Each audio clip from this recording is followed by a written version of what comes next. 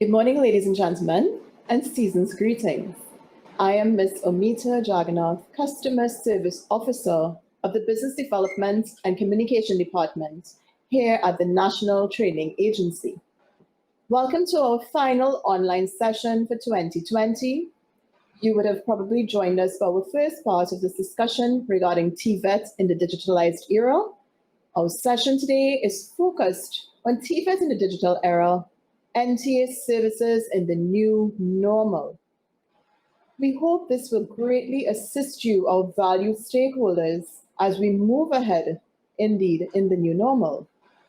This morning, I will be joined by representatives from the Quality Assurance and Accreditation Department of the NTA, Mr. Anselm Simon, Quality Assurance Officer. Welcome, Mr. Simon. We wish to thank the Quality Assurance and Accreditation Manager, Mr. Dinesh Maharaj, and of course his entire unit for their support and invaluable contribution to this morning's initiative. As you would have seen in our invitation, today our presentation is going to cover adjustments to the Caribbean Association of National Training Authorities, CANTA, Quality Assurance Criteria, Caribbean Vocational Qualification, as well as the assessment guidelines. As we head into this particular session, we know that you will stay tuned because we've all had to make adjustments as it pertains to new normal. I'm sorry you'll be hearing this particular phrase pretty often, and I'm sure you're hearing it all over, but it's the best way we can define how we have to operate, given that we are still in the middle of the COVID-19 pandemic. We're heading into a presentation this morning, and I invite you to please stay tuned. We do have someone live on our YouTube chat so that you can feel free to post your questions there, and we will definitely get to those questions again at the end of the session. I believe we're heading straight into the presentation, so I'll let our IT technicians take it away. Once again, ladies and gentlemen. Good morning, everyone. My name is Anselm Simon, and I am a Quality Assurance Officer attached to the National Training Agency. I would like to welcome each and every one of you, our valued stakeholders, to this online session entitled TVET in the Digital Era, the National Training Agency's Services in the New Normal. As we continue to cope with the global pandemic, COVID-19, the NTA, under the guidance of the Caribbean Association of National Training Agencies, CANTA, has made some adjustments to the policies and processes in CVQ delivery to ensure that the NTA, as the awarding body for the Caribbean Vocational Qualification, and you, our valued stakeholders and training providers, are able to continue to operate in a seamless yet safe manner. The topics to be covered during this session include adjustments to CANTA's quality assurance criteria and adjustments to the CVQ assessment guidelines. The COVID-19 pandemic has presented extraordinary circumstances for the TVET landscape both regionally and globally. Regionally, this has prompted CANTA to review every aspect of the CVQ delivery process, especially in the areas of assessment and evidence collection.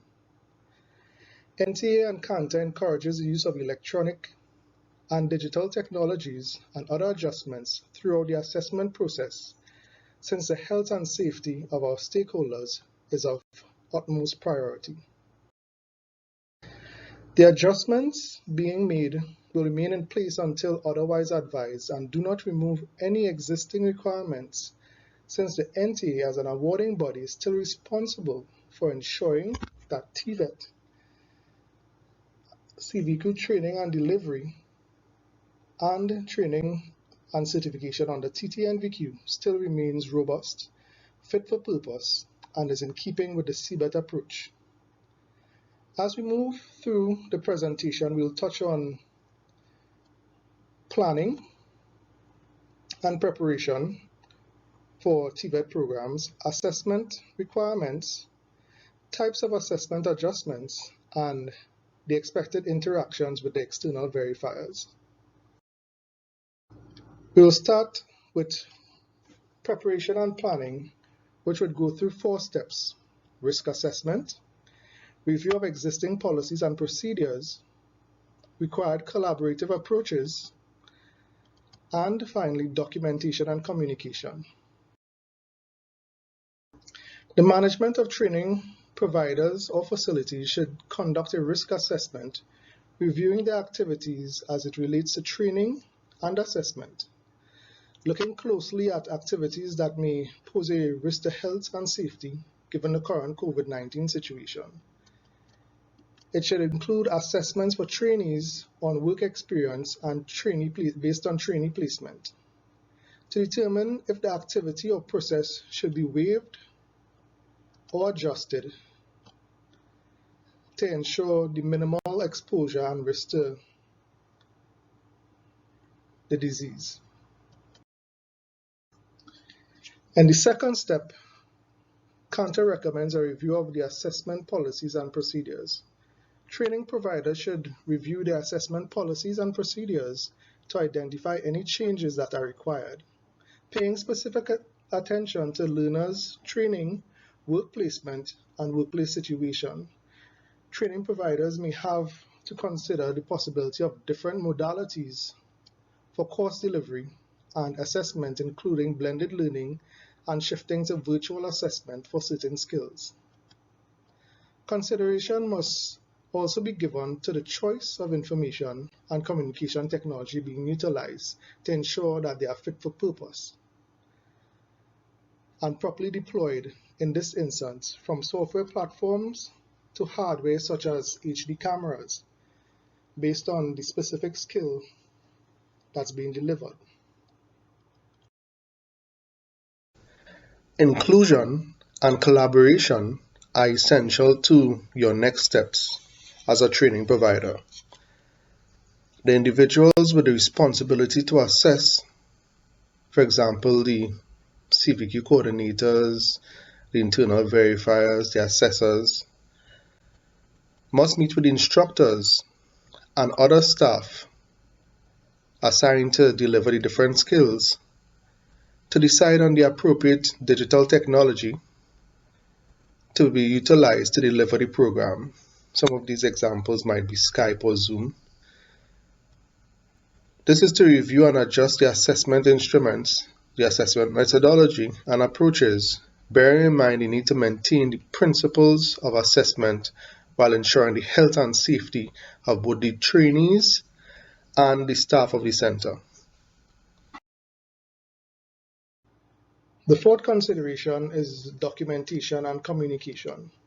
So once you would have conducted your risk assessment, you would have carried out your communication with staff, planned your way forward during this time of the new normal. You now have to document and effectively communicate this information to the relevant parties, including your instructors, assessors, internal verifiers, trainees, candidates, and employers. This should be done before the reopening of your facility and before any assessments are undertaken. We will now move on to the assessment with the adjustments to CVQ assessment guidelines. First and foremost, the assessment cycle should not change as a result of the COVID-19 situation. The process shall still follow the steps: plan, conduct, feedback, and review. Under planning, the learner and assessor should agree on the assessment plan, observing social distancing, or by using available technology to reduce exposure. The assessor is also required to conduct the assessment in order to decide on the learner's competence. So given the current COVID-19 situation and the requirements for social distancing, etc., that doesn't exclude or create a situation where the assessor has the option of not opting out of the assessment. The assessment must still take place to assess the learner's competence.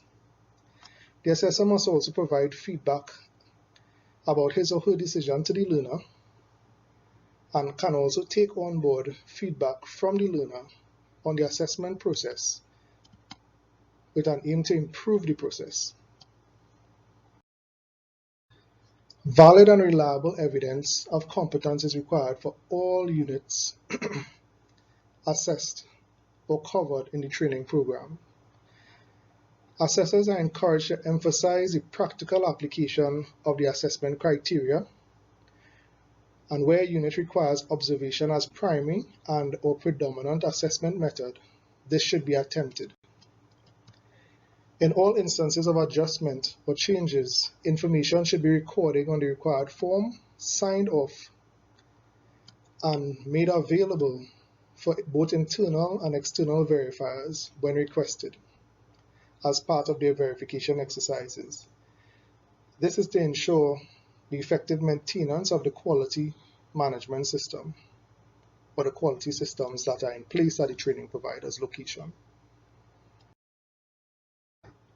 In the event that it is still possible for assessors to conduct assessments by observation, they must ensure proper social distancing guidelines are developed and also followed. Assessors should also be open to other methods of assessment that cover the requirements of the unit or qualification. For example, virtual assessments using platforms such as Zoom, expert witness testimony, interviews, etc. But these alternatives need to be effectively planned, implemented, reviewed, and revised if necessary. There are also some additional assessment requirements. Assessment planning should consider methods that take the individual circumstances of each learner and their respective training environment into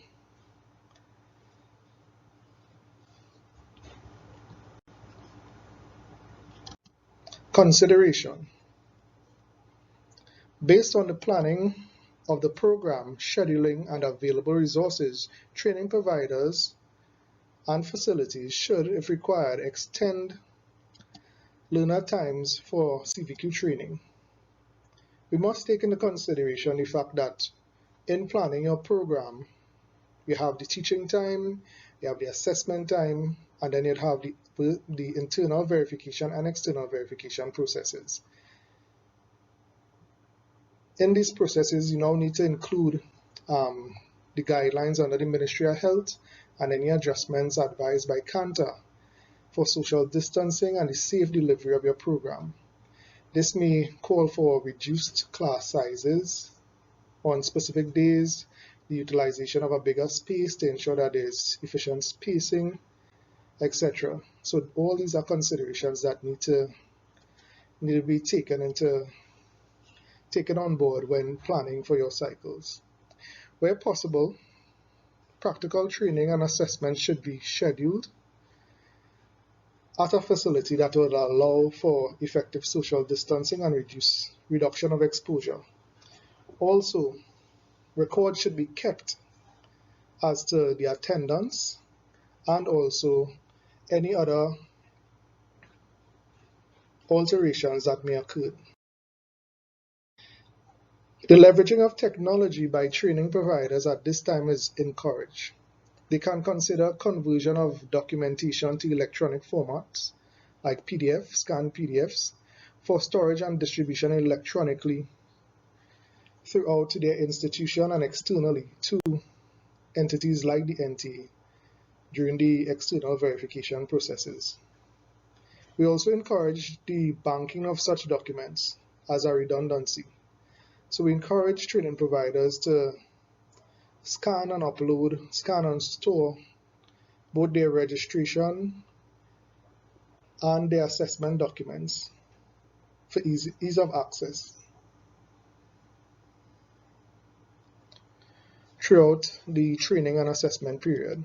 Another consideration is the use of, where possible, but where feasible, online rather than paper-based tests,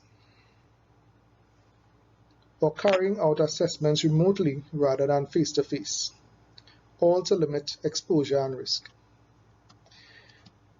Trainees are also encouraged to have logbooks in which all graded assignments, theory and practical, are continuously documented as evidence of performance, of continuous assessment, and these can be utilized as sources of evidence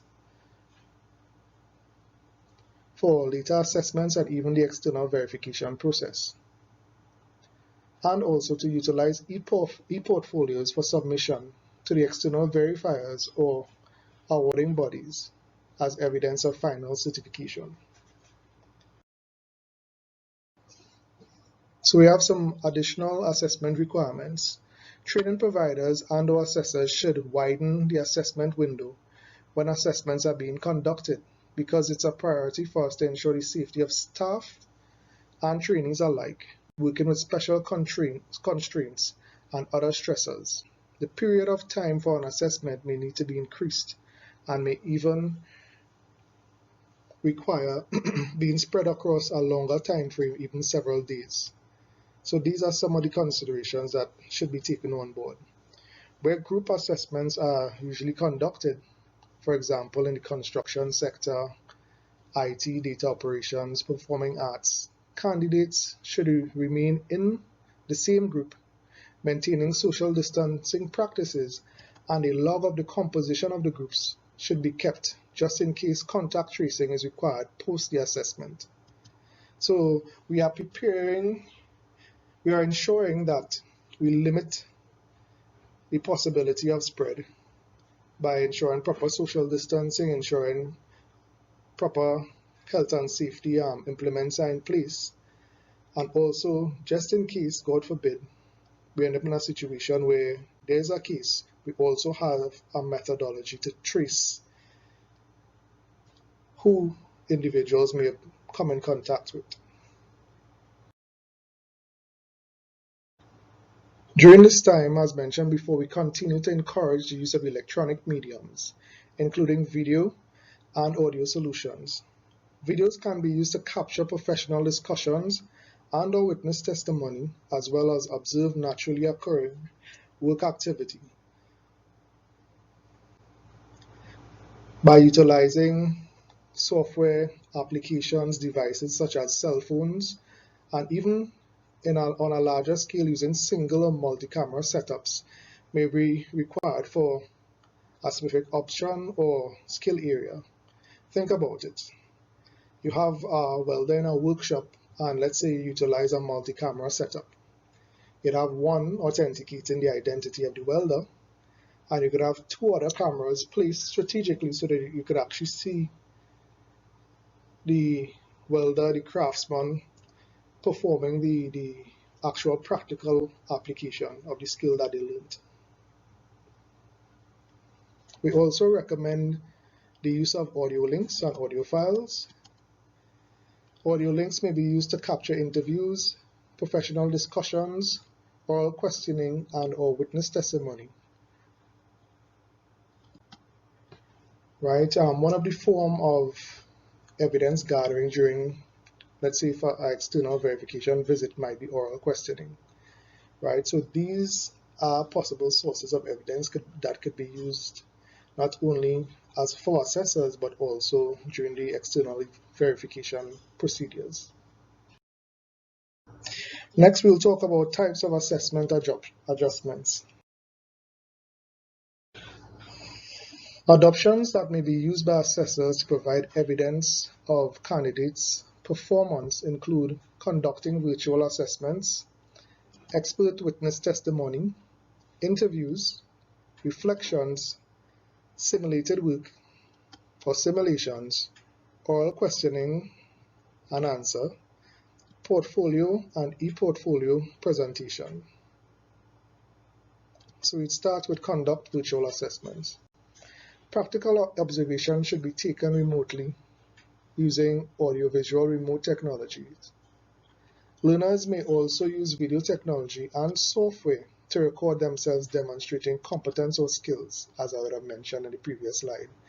Providing verbal narrative to explain what they are doing is key. This demonstrates that not only is the candidate able to execute the skill, but they would demonstrate knowledge and theoretical backstopping through the explanation of what is being carried out.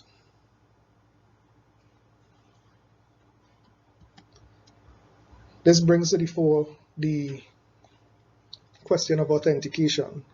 A third party should sign off on the authenticity of the recording. So these recordings should not be done alone.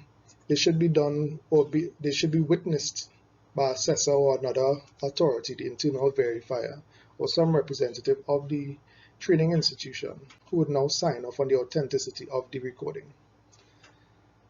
We'd also look at expert testimony.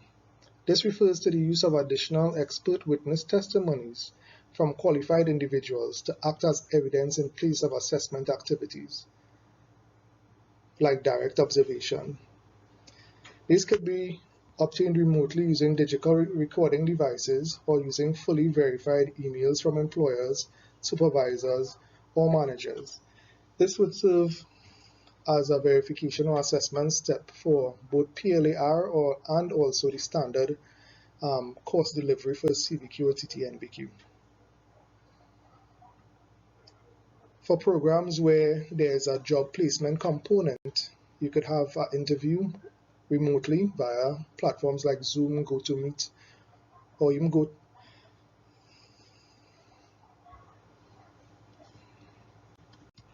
GoToMeeting that can now verify the ability of the candidate. Interviews, guided and professional discussions. This activity may be captured using digital recording devices. Professional discussion should be considered as supplemental evidence, such as previous assessor observations. Interviews with professionals and/or guided discussions may be used to create work-based evidence, an occasion when competence needs to be demonstrated, where it is not possible for the learner to be observed. These methods may also be used instead of a practical assessment. Prior to COVID-19, interviews and professional discussions were typically limited to CVQ level 3 or higher. They may now be extended to CVQ levels 1 and 2. The internal verifier should ensure that the level of questioning used is suitable for the particular CVQ level and is also fit for purpose. When presenting or developing your questionnaire for the interview, you could consider practical-based questions or scenario-based questions, which would force the candidate to think and reason and problem solve, as opposed to asking questions related to definitions. Verbal personal statements and reflective accounts by the candidates are other options that may be presented as forms of evidence, demonstrating the learning and competence of the candidates. They may be recorded and submitted electronically to the assessor. Simulations of workplace activities would also be considered and made available to the verifier as part of the verification activity. These activities, example, verbal statements and simulations, could also be recorded and be provided as evidence in an electronic format. Another option is oral questioning / question and answer.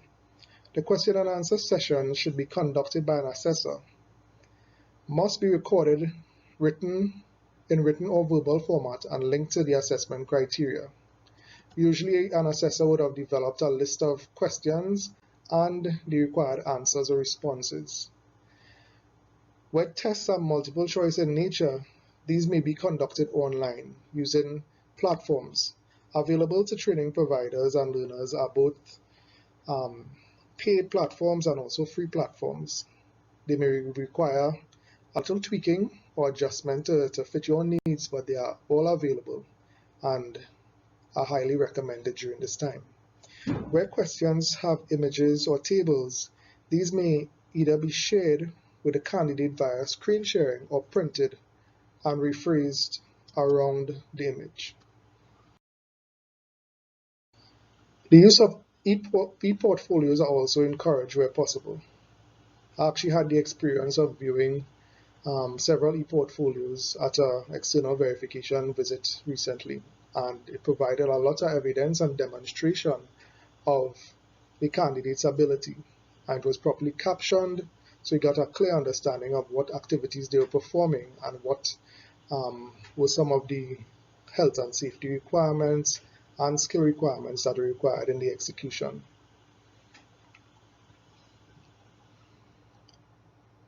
So videos and recordings are acceptable in our portfolios. Simulation assessments should not be a predominant source of evidence of the competency in the portfolio, but should be backstopped by video evidence and other recordings. Some of the formats that are outside of our video portfolio include presentations in PowerPoint. From my experience, I would have seen e-portfolios that were a 30 slide or 40 slide PowerPoint presentation, and each section of the presentation was in line with the specific units of the standard and arranged in the same way. We will now look briefly at interactions with the external verifier. So we would have gone through planning and execution of assessments, and at the tail end, just before the CVQ issuance, you'd have the external verification. During this vital stage in the issuance of the CVQ certification, evidence gathering is important to the evaluation of the candidate's performance and the competence and the skill being reviewed. We must look at communication between the assessor, internal verifier, and the external verifier to ensure effective plans are laid for the external verification visit. The external verifier and the quality assurance officer will provide additional support through discussions and verification meetings, which we recommend should be held virtually as much as possible. These can be facilitated using phone calls and virtual meeting platforms such as Zoom, Google Meet, and GoToMeeting, just to name a few. Plans, once confirmed, should be digitized and circulated to all parties. The training providers administration, the NTA representatives, the assessors, the IVs, and the EVs to ensure everyone is on the same page. Electronic records of all simulated activities should be maintained and made available to the external verifier as part of the verification process.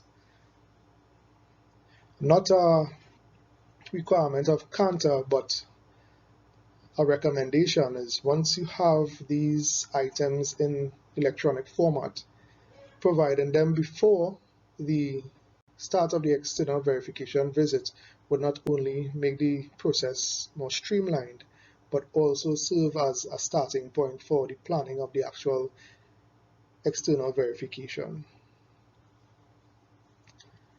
These can also include scanned copies of achievement sheets, e-portfolios, and any video evidence that may support the units being claimed for the candidates.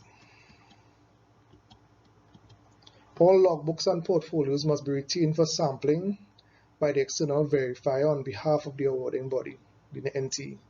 This can be provided before the date of the EV to provide effective review and a reduction of exposure for training providers, staff, and the staff conducting the external verification visit. This information would feed into and inform the methods of sampling to be utilized by the external verifier, the modality of the exercise, be it virtual or physical, and would influence the planning process for both EVs and quality audits going forward, as these may be conducted virtually if a physical presence is not required or necessary. Our presentation has come to an end, and we would have briefly covered the adjustments to the Quanta quality assurance criteria and the CVQ assessment guidelines, including some of the measures to be taken to ensure continued operation of the CVQ issuance process. On behalf of the National Training Agency, I'd like to thank you for your attention during this presentation, as well as we proceed to reinforce the CVQ delivery with an aim to ensure the safety and sustainability of these programs as we navigate these uncertainties caused by the global pandemic. At this time, we would like to hear from you, our valued stakeholders, what questions, concerns, and comments you may have on the adjustments presented today. Thank you.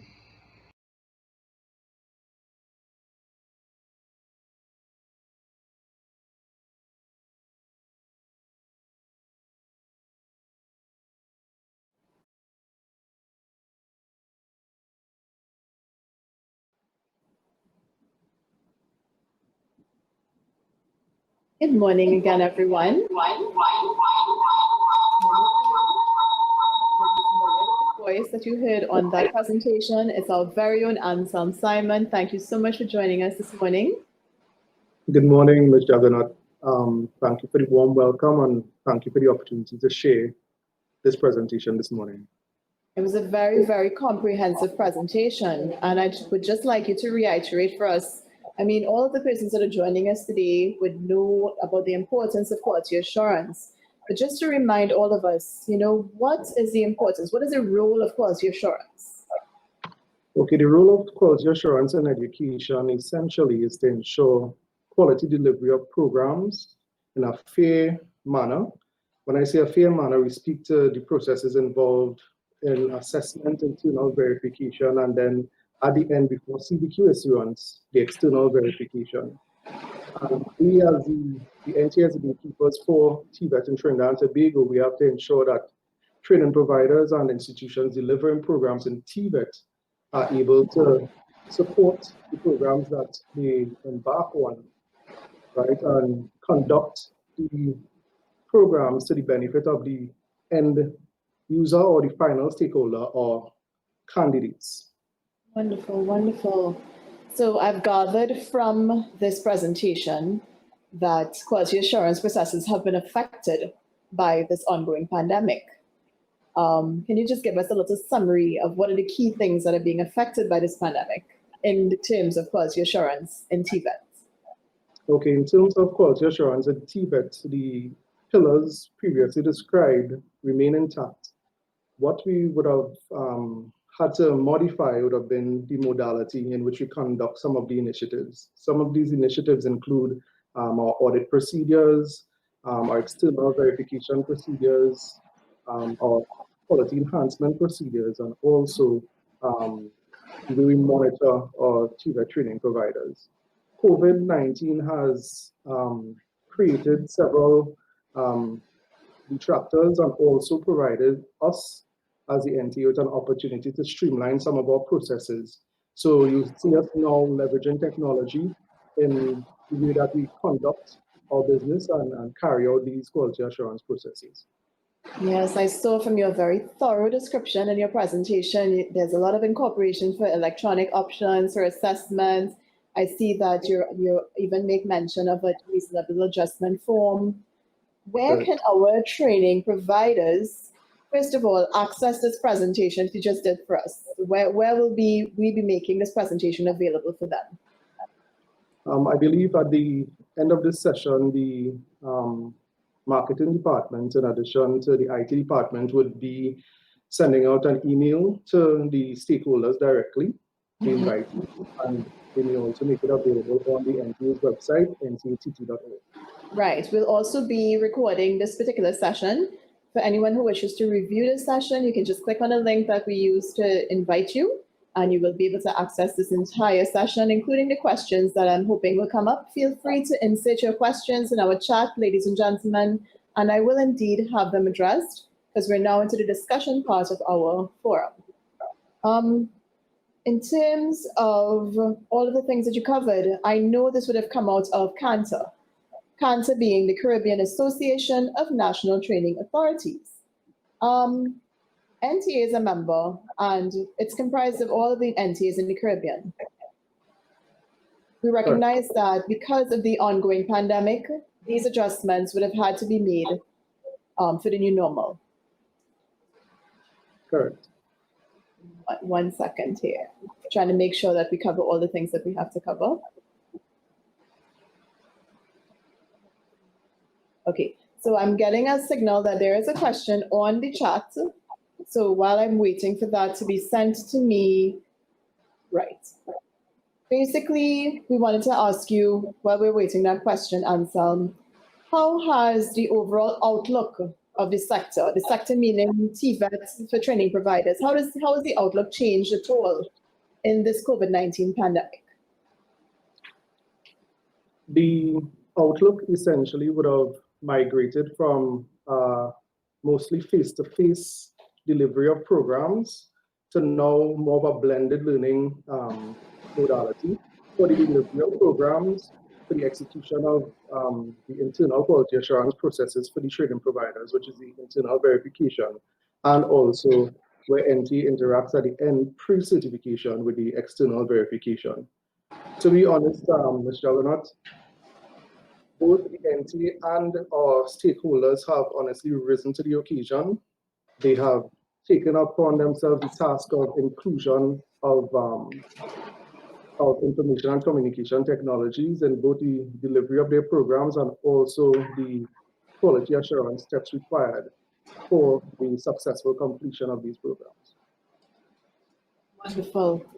I'm still waiting on the question here, but I had some other questions prepared. Give me 1 second.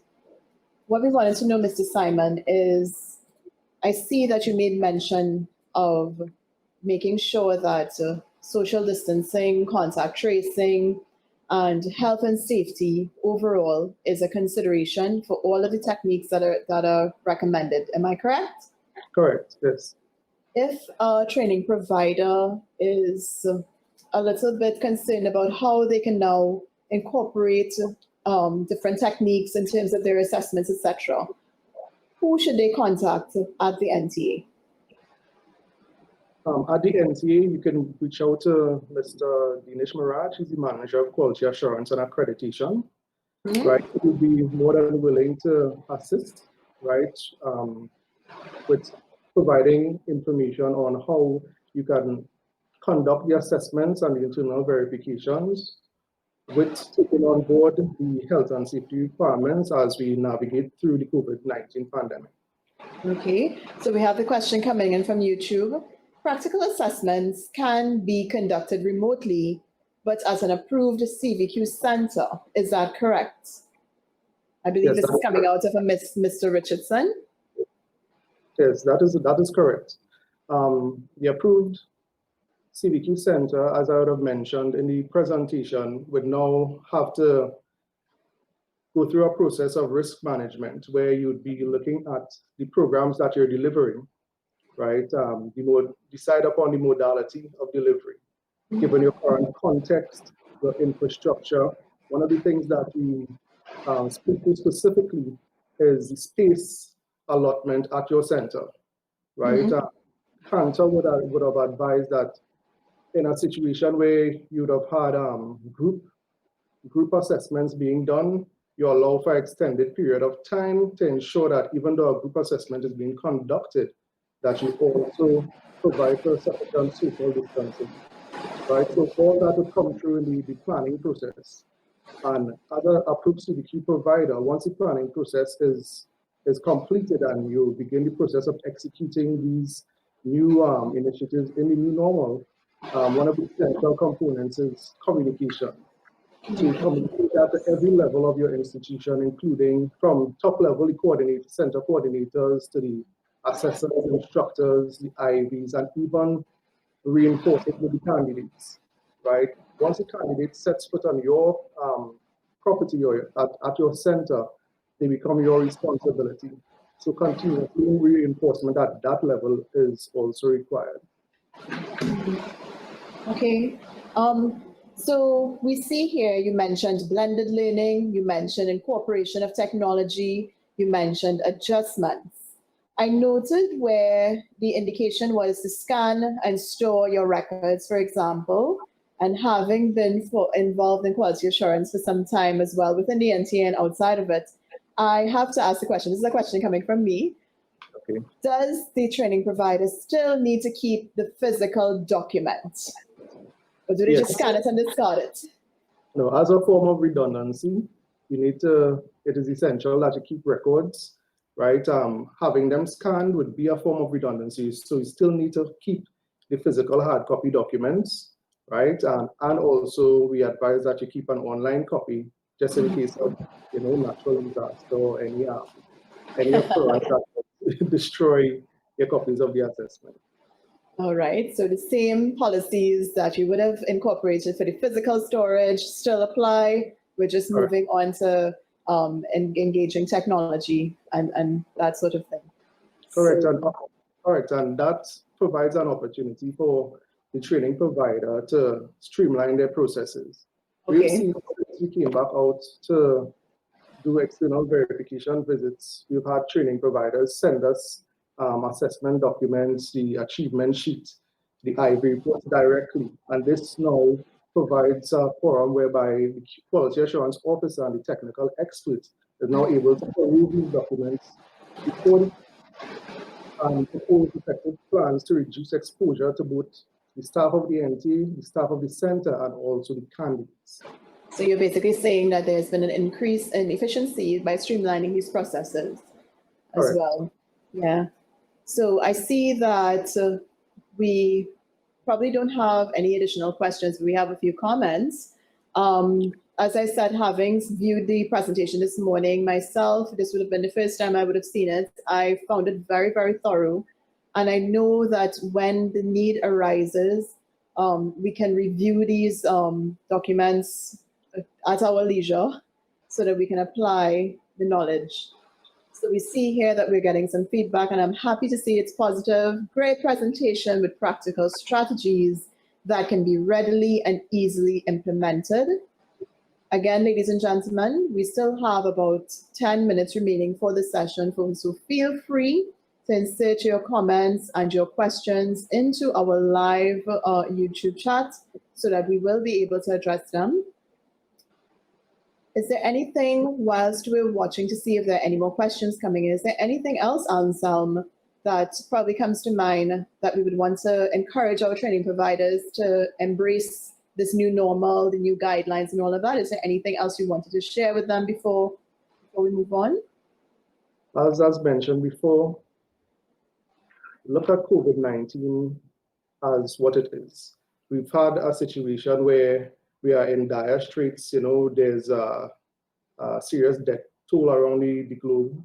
Thankfully, in our country and in our region, it's to a lesser extent. But we need to take the positives out of the situation and utilize this time, this season, to improve upon our processes and leverage the available technology out there.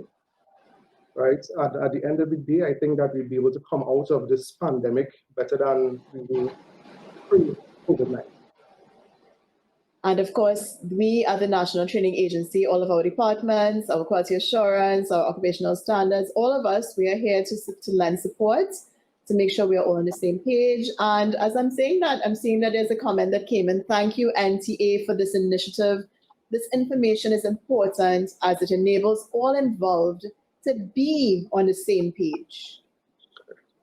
Yeah. So I'm waiting to see if there are any more questions. All right. So we know that we got an excellent turnout today. We know this is a very important presentation. And we also know that we need some time to digest the information. So I've just been advised that you can, I'm getting a signal that we have some more questions coming in. Give me a minute while the technology catches up to me. Or is it that while I catch up to the technology? And while I'm waiting for that, I just want to remind everyone, as Anselm and myself just said, this presentation will be available on our YouTube channel in its entirety, so you can feel free to review at your leisure. And again, we are available right here at the National Training Agency to address any concerns you may have. We have a question coming in. Good morning. Will there be any adjustment dates for the submission of portfolios for the secondary schools, in particular, given the practical delays? So let's see, I believe this might be a question that would be addressed by our CVQ in schools. Would there be any adjustments and dates for submission of portfolios for secondary schools in particular, given the practical delays? Is this something we can speak to, Anselm? Just a general comment.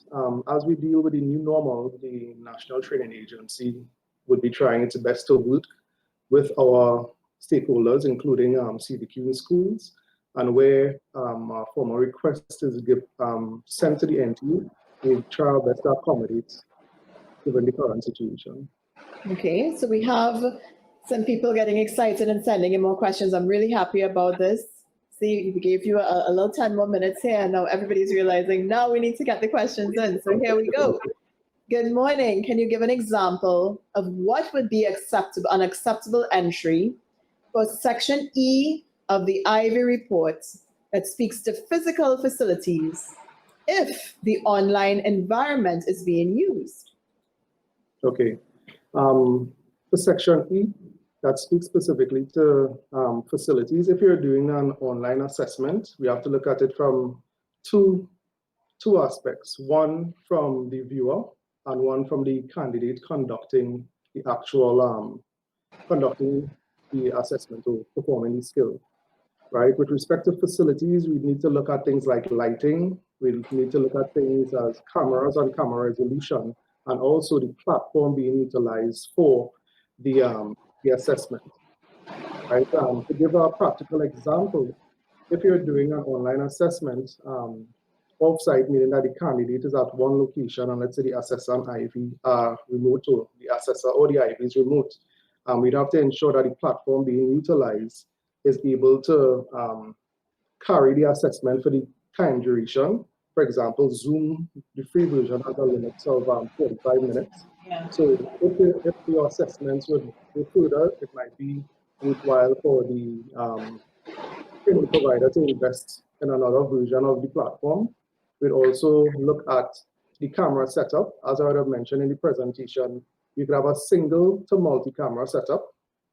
Right? If you're doing a multi-camera setup, first thing that you need to do is ensure that you have a camera with a resolution that's able to authenticate the identity of the candidate, and then other cameras that could be utilized to focus on the performance of the skill itself. Yes. Yeah. Okay. And as you spoke about platforms, someone is asking, Mr. Richardson is asking, any recommendations on Eportfolio platforms?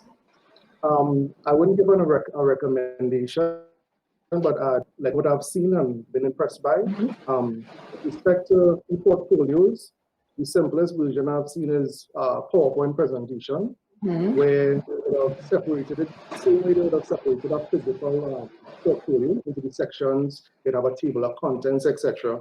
on the PowerPoint slide, and they would have included both still shots and also embedded videos within the PowerPoint presentation. Right? The modality ranges from a PowerPoint presentation or a scanned version of a portfolio to as far as I would have seen for the skill hand-tuning, a full edited video recording, so a full digitized portfolio from start to finish, showing how they would have prepped the pan, how they would have what about tuning, and this gave the candidate the opportunity to actually spell out, exactly what notes they're tuning, the methodology, the burning, etc. Right? So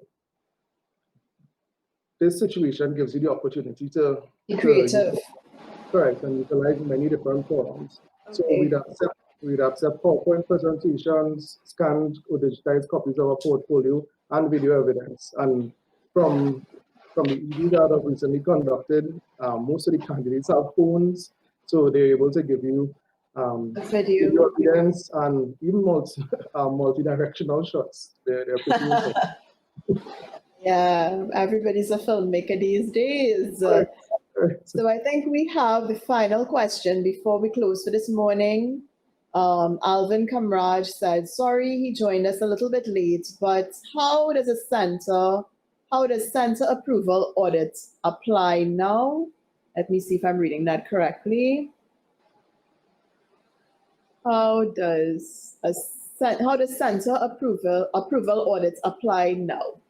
And I guess he's asking about the audit of the center approval. Yeah. All Okay. right. Yeah. Very good question, Mr. Kamraj. With respect to center approval, as with the EV, we'll be utilizing or leveraging the technology available. For centers that have already had approval, such as yourself, you may be required to submit digitized versions of the records related to the section of the criteria that we'll be looking at, so that we'll be able to prove with what desktop review for the actual audit. And then once we have that information in front of us, the NTA would now be able to effectively plan the modality of the audit. So the audit may be a mixed mode audit, where we have some face-to-face with the proper social distancing and other COVID-19 guidelines in place, and or we have a virtual situation where we contact you via Zoom and hold the requisite interview, etc., and have you provide evidence of you deploying your quality management system. Wonderful, wonderful, wonderful use of technology, which is what we're using this morning, incidentally, to do this live from our boardroom here in Chaguanas. So we also have a question from Marsha Singh. Will it be acceptable to use short tutorials and vlogs? Yes. I'm assuming this is in terms of assessments, portfolios. Okay. Will it be acceptable to use short tutorials and vlogs? And the short answer to that is yes. Correct, yes. So for example, for a situation like data operations, you may be able to conduct a simulation for customer interaction. For that specific unit in the standard, we'd actually accept video evidence, vlogs, and even voice recording, as mentioned in the presentation. Right? One of the examples of the utilization of voice recordings would have been candidate interacting over the phone, which is one of the units covered under the data ops standard. Right. So they related it on the used technology and actually recorded it. It had an actual call. Still trying to figure out what app they would have utilized to record the call, but they would have got it. Wonderful, wonderful. I mean, I find it so very exciting, and I'm happy to see that we've all stepped up to be able to indeed deal with the new normal. And I'm not seeing any more questions coming in, but that does not mean that we're not available to respond to you. Please be sure to stay tuned to our social media, our different channels, and you can always contact us. We look forward to partnering with the Quality Assurance Department again, because I believe we're also going to be hosting sessions in the new year that cover things like monitoring, evaluation, external verification. So we have a lot of exciting things to look forward to. And you know what, Anselm, I think that actually brings us to the end of our time for this morning. And I want to thank you so much for, putting together this presentation and for chatting with me, responding to the questions. Thank you so much. Thank you for the opportunity. Yeah, ladies and gentlemen, unfortunately, we do have to close now. That's the end of today's discussion. And it was my pleasure to take you through not just this morning's online session, but through the series. And once again, please make sure that you view the session on our YouTube channel. All of our sessions are there. We also would like you to, stay tuned to our social media, as I mentioned. Feel free to put your questions there for us. We will get back to you. Our social media platforms, our websites, and all of our services are accessible on our websites as we all engage in a new normal. As I close off this morning, I want to wish you all season's greetings. Remember to stay safe, wear your masks, adhere to the current restrictions as we all work towards slowing the spread of the COVID-19.